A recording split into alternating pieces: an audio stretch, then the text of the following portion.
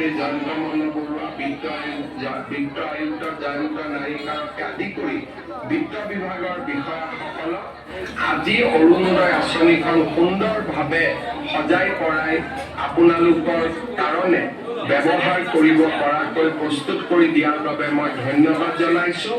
আৰু যিসকল মহিলাই আধাৰৰ বাবে অৰুণোদয় নোপোৱাকৈ থাকিব তেওঁলোকে তৎকালীনভাৱে আধাৰৰ লগত নিজক সংলগ্ন কৰি দিলে এই মাহতে যি কেইগৰাকী মহিলাই অকণমান মহিলাই অৰুণোদয় পোৱা নাই তেওঁলোকক এই মাহতে আমি অৰুণোদয় মুকলি কৰি দিম।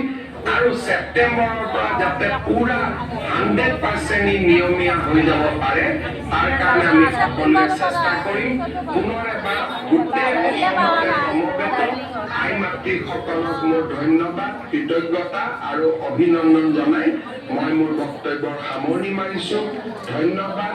জয় হিন্দ, বন্দে মাতৰম।